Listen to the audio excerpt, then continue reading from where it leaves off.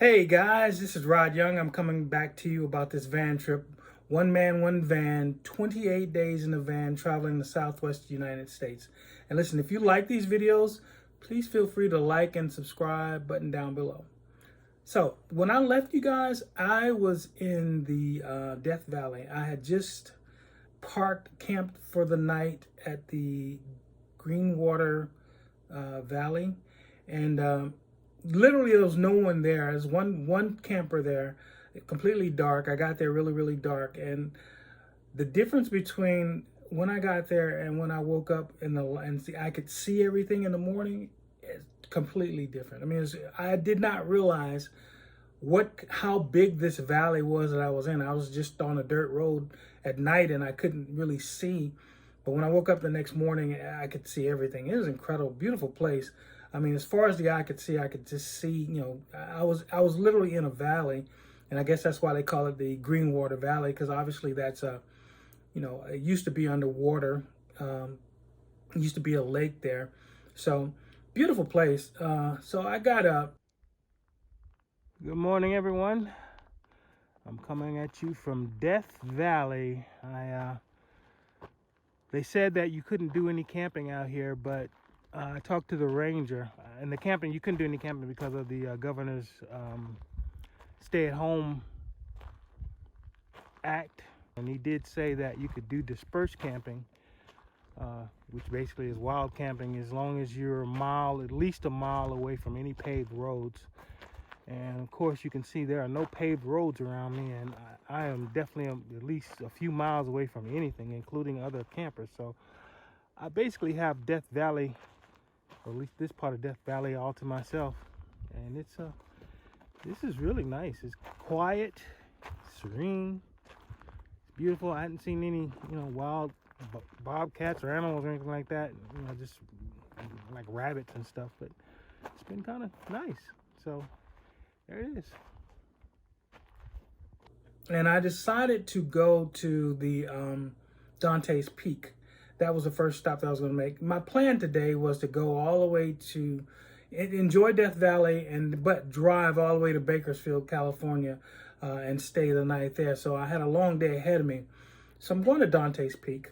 Okay, let me make this quick point. There was supposed to be no camping out here in Death Valley because of the governor's order. What people don't realize, and there's literally no one around me,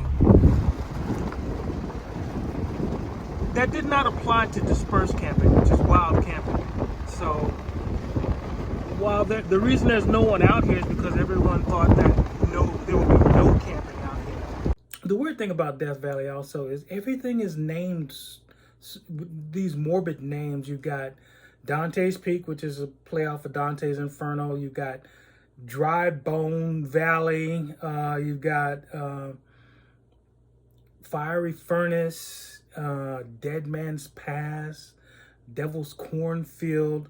All of these, these weird names. And I guess it's appropriate because obviously people die when they're trying to go through Death Valley, especially when you were in a horse and buggy and you didn't realize what you're about to get into. So, I mean, obviously a lot of people died there. But it's really just kind of a strange, funeral peak is just, I mean, I don't know.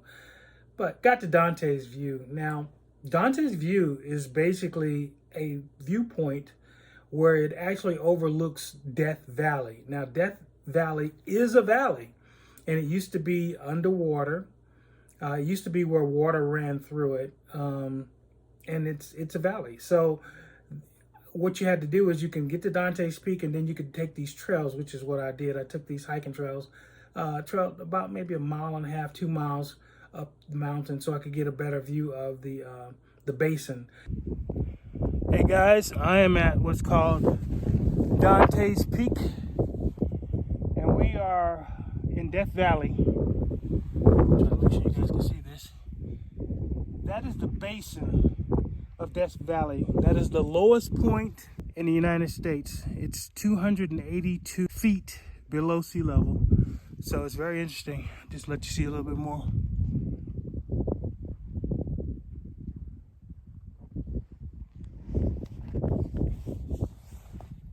And this dry water basin, this area was the deepest portion of North America. So I'm up here and it's windy, actually. It's windy up here and it's really nice. I've got these great panoramic views and I can see across, the other mountains on the other side. Okay, this is a quick history lesson on why we have this basin and why we have the mountains on both sides. 500 million years ago, let's just say the Earth's crust is like an eggshell. And when a bird is born and it picks at the eggshell, it pushes it up. Well, that's what happens. These mountains were formed because the Earth pushed up on the eggshell of its crust, forming these mountains. Now, this was water before that actually happened. So what happened is on both sides of this mountain, the Earth was pushed up, and the water basically went wherever it went as a result of physics. So now you have two mountains, and in between a basin where water used to be. And that's your history lesson for today. I can just imagine in the 1800s, people who actually walked through those trails to get to the other side and how hot it can get. I mean, we're talking 120, 130 degrees Fahrenheit in that basin, and it could get very, very hot. So I can just imagine, the people there. And there are no trees really, just, brush. So it's just not really, it doesn't really sustain a lot of life there. And it just makes sense why everything's called Death Valley, but it's just so morbid. Okay, so I left Death Valley, the Dante's View portion of Death Valley, and I'm in the southern part of Death Valley. And in order for me to get to Bakersfield, I've got to actually go through Death Valley. And so I'm going back. I have to get gas. So of course, the only gas station that's open is the Furnace Creek gas station. And of course, they have a monopoly on gasoline, so the price of gas was incredibly high. I mean, I guess when you're the only game in town, you can actually charge whatever you want for gas, and that's exactly what they were doing. That means incredible prices. So, got gas, got a chance to go back to the visitor center and get some more information. I got on the road, so I'm in Death Valley, and I'm going down this road. I think it's called the Golden Canyon Trail. And I'm gonna I want to see a little bit more of Death Valley. So it's not like I'm leaving, but I wanted to go through this trail. And this Golden Canyon Trail was basically a road in the 1800s that people took to get through Death Valley. Of course, it is no longer used for travel. It's, I guess, degraded, and it's just asphalt. And so what they did was they converted it from a road to a trail, and it goes 3 or 4 miles. And I went through the it's a walking area, and it's very it's very nice because it's it's asphalt, but it goes through these little cuts, and you can't see what's around the corner. Really interesting area. It was just really nice. It's very very it was cool outside, but at the same time it was dry, and you can just imagine. I'm here in the winter time, but I can imagine how hot that area can get in the summertime with the heat coming up off of the asphalt. Yeah, I understand why they call it Death Valley, but it's just, I mean, it's not a place where you actually, it doesn't sustain life. Beautiful place though. I mean, and then I went to this place called the Artist Palettte. And what this is it's an area, obviously, where painters go and they paint. It has these mountains they have these different colors, like greens and blues and yellows and oranges, and I guess it's a result of the minerals that are in the mountainside, and it's just really incredible. So I'm there, I'm walking, and I see these man-made statue rocks, these rock statues where, I mean, they're literally all over the place where, it looks like a snowman where people just take a big rock and then put a smaller rock on top of it, and a smaller rock on top of that. And that's what they were doing. And I really don't understand what that was all about. Maybe I should do some research on it. But, and I wouldn't be surprised if some kids just went around just knocking them all down. But there were a few there. But the Artist Palettte, the area was incredible. It was beautiful, beautiful scenery. And You notice that the roads that led you to the Artist Palette were very, very narrow. And I think that they were basically meant for, buggies, horses, and they were used as one-ways, so you couldn't have two cars on it. Really interesting area. But the Artist Palette was an amazing place. It was really, really beautiful.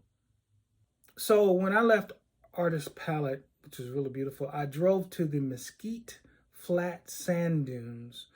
Now, what this was is this is 5 miles of sand.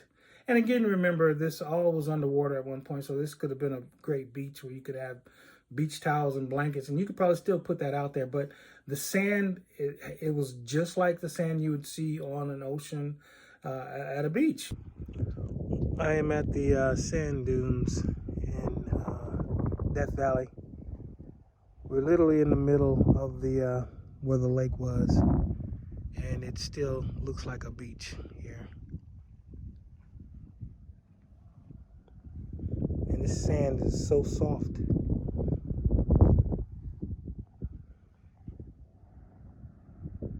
And it was really nice. And again, it was kind of warming up, that day, and it was getting kind of, you could tell that it could get really hot there, and the sand, the heat will come up off of the sand, and it had broken wood, looks like driftwood out there.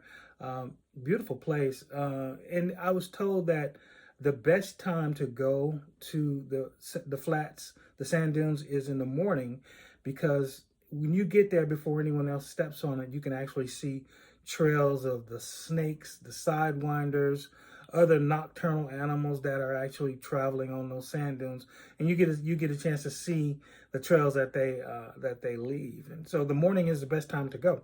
Incredible place. There were other people there, taking pictures, and it's just really, really nice area to go. And I'm thinking to myself, I could hang out here a while, but I keep thinking about Bakersfield. Bakersfield is, a long way away from Death Valley. I've got to stay getting towards Bakersfield. In other words, I can't go up and down, north and south, go all over the park. I've got to stay focused and go the road that'll take me to where I ultimately need to go, because I don't have a lot of time. So I'm driving on the interstate. I think it's Highway 190, and I'm going through Death Valley, and I come across, and I just left the sand dunes. I come across this general store. And the general store, it looks like, in the cowboy and Indian movies where they have the stores where the people go, and it's like the saloons. It looked to me like exactly like a saloon like you see in the movies.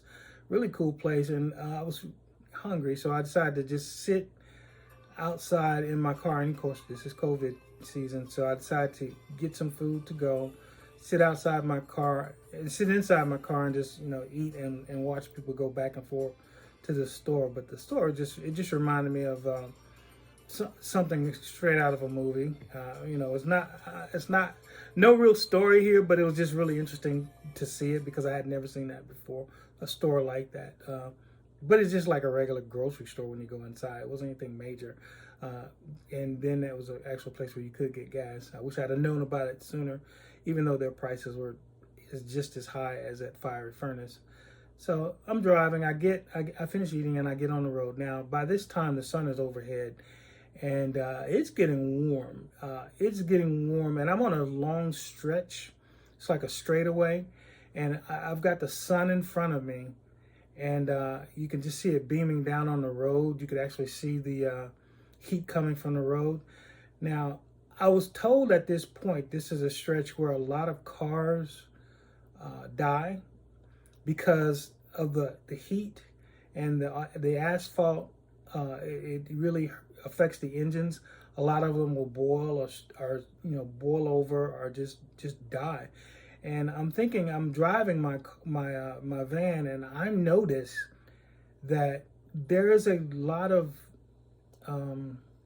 my engine is working really, really hard.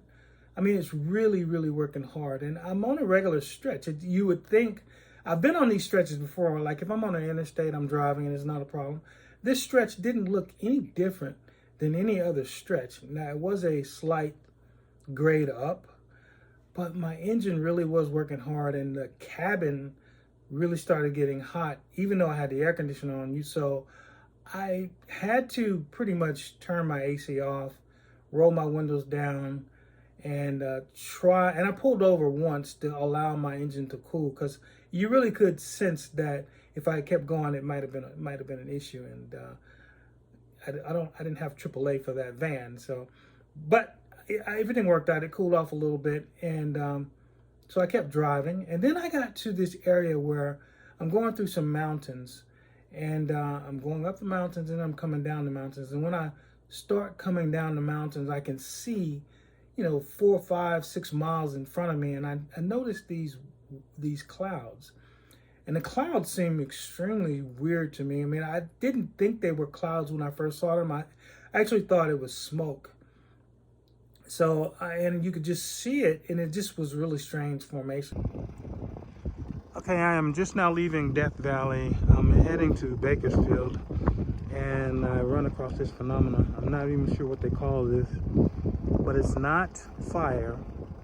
It appears to be a cloud, and I don't know if it's trying to form a funnel cloud or what's going on here, but it's I got to run through that, so we'll see what happens. So of course, my brakes coming down the mountain were kind of warming up on me too. So, and I could smell the friction on the brakes. So again, I had to pull over just to allow my brakes time to cool off. But while I'm pulled over, I'm sitting here taking pictures of this cloud formation, and it was just.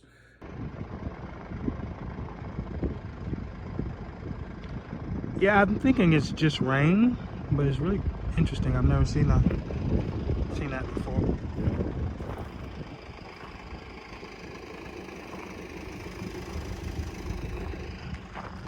Really fun to see that.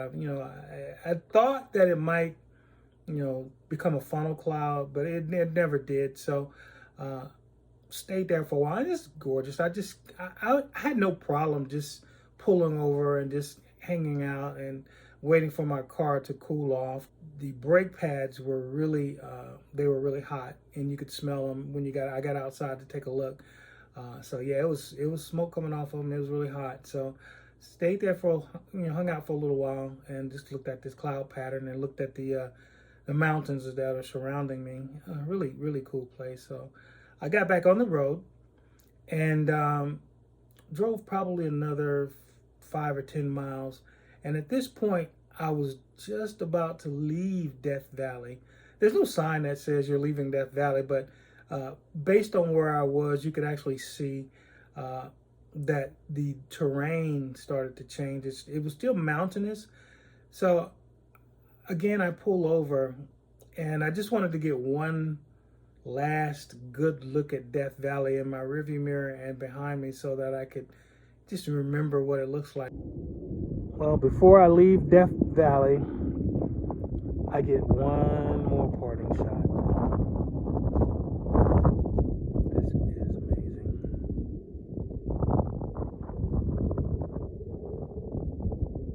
Hope you enjoyed Death Valley. It was just that area. I'm not sure what it was called, but it was really, really amazing. You could see the mountains and you could see the valleys, and it's just Death Valley was amazing. So yeah, it was beautiful scenery. I got my last look over Death Valley, and I think the mountains were called the Inyo Mountains, the Inyo Mountains, and just incredible scenery. So yeah, I got in my car, I got back on the road, and traveling to Bakersfield. It's really weird because the Sierra Nevada mountains are what caused me to have to go all the way around to go up to Bakersfield. If the mountains weren't there, I probably could have taken 3 hours off of my drive. If I could have just driven straight to Bakersfield, I could have taken 3 hours off my drive, but you can't do that. You have to actually go around the Sierra Nevada mountains. And again, the Sierra Nevada mountains were beautiful too. So, But I went south to go around, and I went back up, and I ultimately made it to Bakersfield. Now, I'm going to stop here, but tomorrow the plan was to get to the Sequoia National Park, and I've got a lot to talk about there too. California, gotta love California. The governor's stay-at-home order really threw a wrench in my plans, but I worked it out. So, but I will talk about that tomorrow. If you like these videos, please like and subscribe button down below.